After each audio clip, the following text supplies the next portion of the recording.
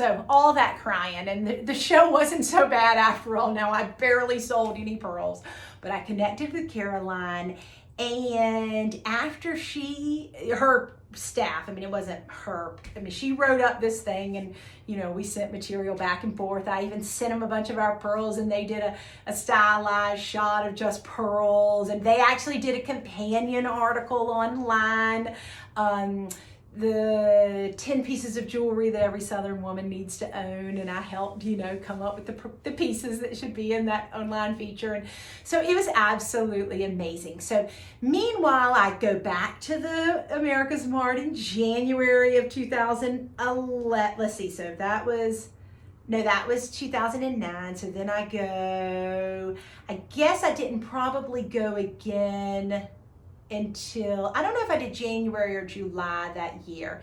Either way, I've literally been to America's Mart like with a sitter to keep my babies. So I had my one son, and then in 2011 had my second son.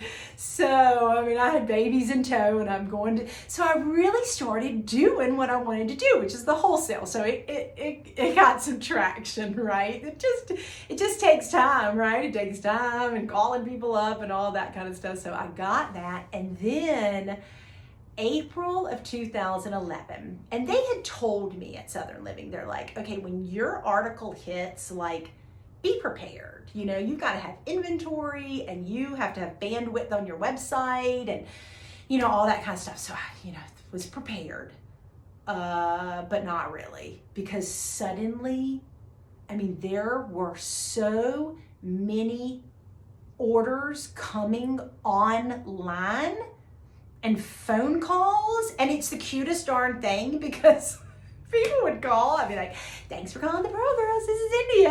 And they'd be like, India? Really, India? You're just answering the phone? Like as if I was somebody. I'm like, yeah, just me in my little home office here, It was funny because when they photographed me for the Southern Living article, they actually photographed me at my old office, which is upstairs at my dad's office, and they were like, is this really your office? Because I had basically moved everything out from there. So I was like, yeah, this is it. But, that looked a lot better than them coming into my house, right? And be like, oh my God, is this your office?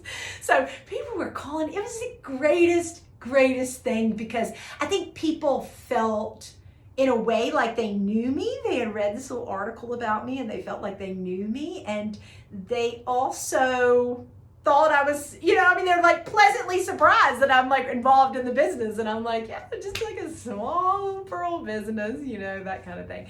So that was absolutely amazing. And that really opened me up. So that was spring of 2011. And suddenly I'm like,